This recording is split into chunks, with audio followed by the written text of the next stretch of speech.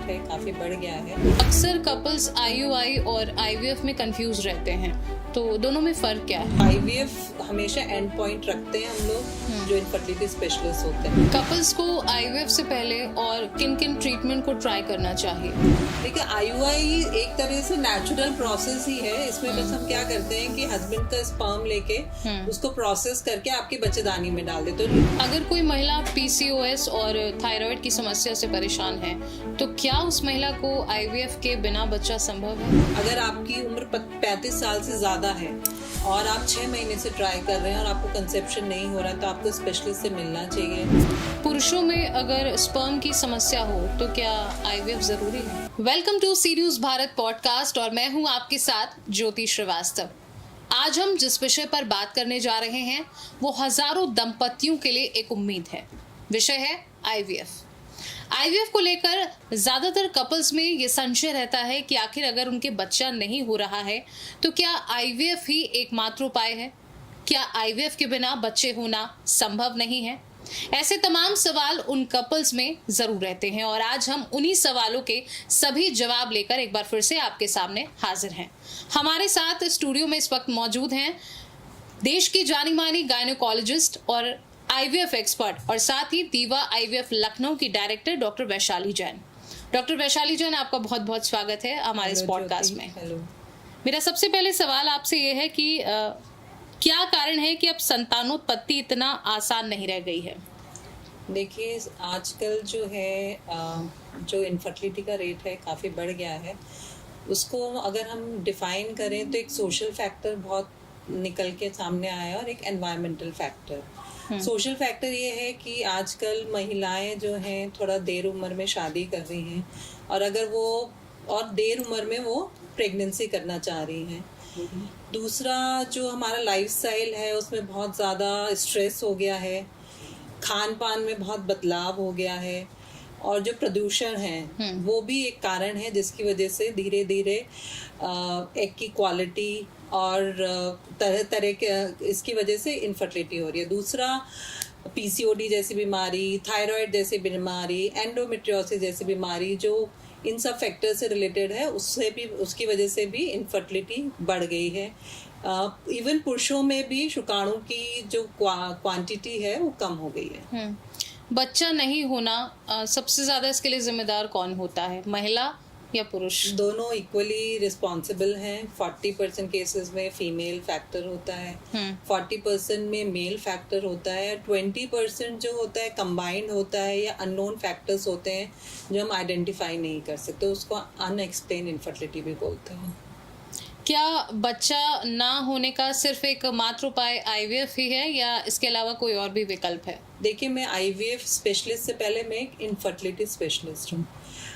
IVF जो भी है वो यूजुअली एंड ट्रीटमेंट होता है इनफर्टिलिटी कपल के लिए। कुछ केसेस में ही हम कहते हैं कि IVF is the first step, लेकिन अधिकतर जो कपल हैं, जो दंपति हैं, वो दवा के मॉडिफिकेशन से, कुछ लाइफस्टाइल के मॉडिफिकेशन से, डाइट के मॉडिफिकेशन से, कुछ हार्मोन्स वगैरह ट्रीटमेंट करके वो कंसीव कर सकते हैं। तो आईवीएफ हमेशा एंड पॉइंट रखते हैं हम लोग जो इनफर्टिलिटी स्पेशलिस्ट होते हैं।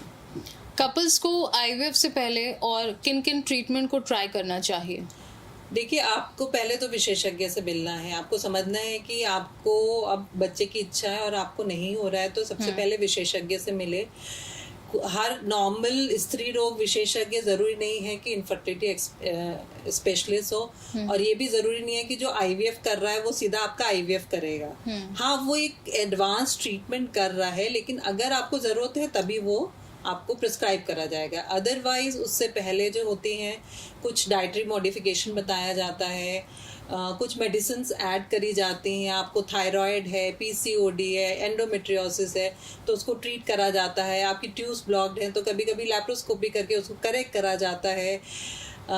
टाइम्ड इंटरकोर्स एक चीज़ बताते हैं कि जिसमें हम एक टाइम फ्रेम में जिसमें संभोग करने से बच्चा होने की संभावना ज़्यादा होती है, एक टाइम फ्रेम बताया जाता है।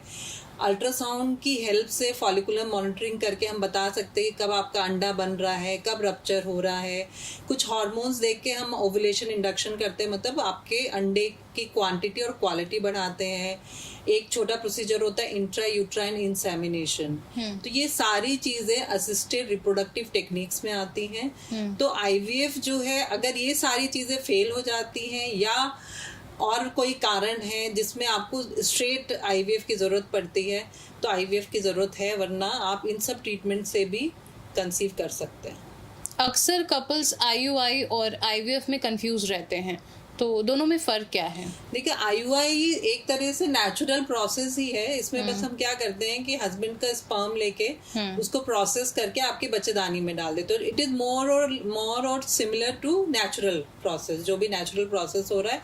बस जो आप नेचुरल प्रोसेस कर रहे हैं उसमें टाइमिंग थोड़ी हम इसमें इम्प्रूव कर देते हैं। दूसरा, हम स्ट्रेट अवे बच्चेदानी में डाल रहे हैं तो इसका सक्सेस रेट जो आप नेचुरल कर रहे हैं उससे 10 to 15% बढ़ जाता है। और स्पेशली आईयूआई का रोल है जहाँ पे अनएक्सप्लेन इनफर्टिलिटी है या हस्बैंड की शुक्राणु बहुत कम है, जिसमें हमें चांसेस लग रहे हैं कि नेचुरल होने के कंसेप्शन विल बी लेस, तो उसमें हम आईयूआई ऑफर करते हैं। आईवीएफ क्या होता है? एक कृत्रिम प्रक्रिया है जिसमें शुक्राणु बाहर निकाले जाते हैं, अंडाशय में से अंडा निकाला जाता है और उसको एक टेस्ट ट्यूब में डेवलप करा जाता है और एक भ्रूण बनता है, एम्ब्रियो बनता है। तो ये जो एम्ब्रियो बनता है वो हम बच्चेदानी में डाल रहे हैं। तो ये एक तरह से कृत्रिम प्रक्रिया हुई। तो आईवीएफ और आईयूआई में डिफरेंस है। क्या कोई ऐसा ट्रीटमेंट चलन में है जिसके आधार पर बच्चे पैदा किए जा सकते हैं आईवीएफ के अलावा? मैंने आपको सारे ट्रीटमेंट बताए हैं कि आईवीएफ के अलावा असिस्टेड रिप्रोडक्टिव टेक्निक्स में हार्मोनल टेस्ट से लेके हार्मोनल इंजेक्शन से लेके फॉलिकुलर मॉनिटरिंग, दवाइयाँ, इंजेक्शंस और आईयूआई ये आप प्रोसेस कर सकते हैं। और उसके बाद अगर सक्सेसफुल नहीं होता है तब आपको आईवीएफ का सोचना चाहिए। अगर कोई महिला पीसीओएस और थायराइड की समस्या से परेशान है तो क्या उस महिला को आईवीएफ के बिना बच्चा संभव है? डेफिनेटली आईवीएफ तो ज़रूरी है ही नहीं इन पेशेंट्स में। सबसे पहले उनको अपना लाइफस्टाइल मॉडिफिकेशन करना है, डाइटरी मॉडिफिकेशन करना है।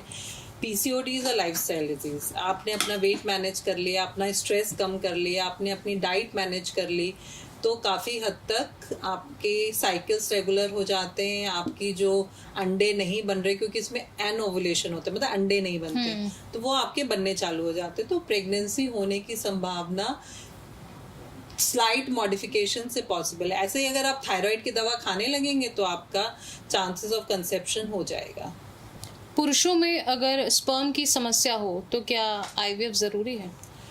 देखिए, हम जो एक कट ऑफ मानते हैं कि अगर 15 मिलियन से कम है तो मेल इनफर्टिलिटी है, ठीक है। उसके बाद 15 मिलियन से 5 मिलियन तक हम आईयूआई बोलते हैं कि आप आईयूआई से आप कंसेप्शन कर सकते हैं। हाँ, अगर बहुत ही कम है, यानी कि 5 मिलियन से कम है, तब तो फिर आईवीएफ ही ऑप्शन बचता है। तो उसकी गुणवत्ता, उसकी क्वांटिटी, क्वालिटी कैसी है, मोटिलिटी कैसी है, स्पर्म्स में हम मूवमेंट देखते हैं, तो वो सारी चीज़ें जब हम असेस करते हैं उसके बाद हम बताते हैं। और उससे पहले भी हम कुछ ट्रीटमेंट देते हैं मेल्स को कि भाई कुछ एंटीऑक्सीडेंट्स देते हैं, कुछ विटामिन्स देते हैं, कुछ लाइफस्टाइल मॉडिफिकेशन बताते हैं। कभी कभी उससे भी स्पर्म क्वालिटी और क्वांटिटी इंप्रूव हो जाती है, तो उनको आईवीएफ की ज़रूरत नहीं पड़ती है।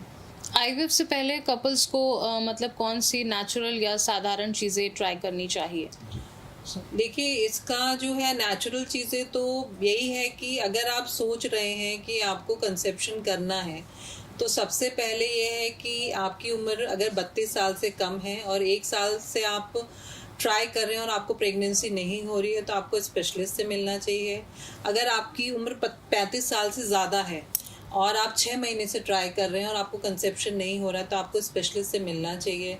स्पेशलिस्ट आपके अल्ट्रासाउंड कराएंगे, ब्लड टेस्ट कराएंगे, आपके ट्यूब टेस्ट कराएंगे, हस्बैंड का सीमन टेस्ट होगा और उससे एक कारण हमें पता चलेगा कि क्या कारण है जिसकी वजह से प्रेगनेंसी नहीं हो रही है। साथ में वो आपको बताएंगे कि कौन से डेज में रहने से, टाइम इंटरकोर्स बोला जाता है उसको, कि कौन से डेज में रहने से कंसेप्शन होने के चांसेस ज़्यादा हैं। उसके बाद कुछ दवाइयाँ, कुछ इंजेक्शन से आपके अंडे बनाए जा सकते हैं। अगर आपकी ट्यूब ब्लॉक है या आपके गांठ है या कुछ और फैक्टर है, तो अगर वो करेक्टेबल है तो कभी कभी लैप्रोस्कोपिक और हिस्ट्रोस्कोपिक सर्जरी भी कराई जाती है। फिर एक स्मॉल जो हमने एक ART के अभी बात करी IUI, वो हम ट्राई कर सकते हैं। इन सब चीज़ों के बाद अगर कंसेप्शन नहीं होता है तो IVF के बारे में सोचा जा सकता है। कई कई महिलाओं को अगर PCOD की जैसे प्रॉब्लम है तो उनकी मेंस्ट्रुअल साइकिल मान लीजिए 2 मंथ्स, 3 मंथ्स, 4 मंथ्स, तो क्या ये एक बड़ी समस्या आगे रूप ले सकती है बड़ी समस्या के तौर पे? PCOD लाइफस्टाइल डिजीज है। आजकल 50% महिलाओं में ये दिक्कत है, बिकॉज जो हमारा आसपास का एनवायरनमेंट है उसकी वजह से है। तो दिक्कत मतलब एक फैक्टर है और बड़ा फैक्टर है इनफर्टिलिटी होने का, लेकिन ज़रूरी नहीं है कि उसको IVF की ज़रूरत पड़े। अगर वो उस महिला के दवाइयों से और वेट रिडक्शन से और लाइफस्टाइल मॉडिफिकेशन से उसके अंडे बनने चालू हो जाते हैं तो उसको कंसेप्शन हो जाएगा। तो एक बड़ी समस्या भी है, लेकिन लाइलाज नहीं। अगर आप इसका इलाज कराएंगे, टाइमली इंटरवेंशन कराएंगे तो आपको रिजल्ट्स मिलते हैं। बहुत बहुत धन्यवाद आपका हमारे साथ जुड़ने के लिए और ये महत्वपूर्ण जानकारी देने के लिए। धन्यवाद। तो जैसे कि आपने आज जाना कि संतानोत्पत्ति IVF के बिना संभव है या नहीं, आज के इस विषय में हमने कई महत्वपूर्ण जानकारियों को इकट्ठा किया है और आप तक सीधे पहुंचाया है।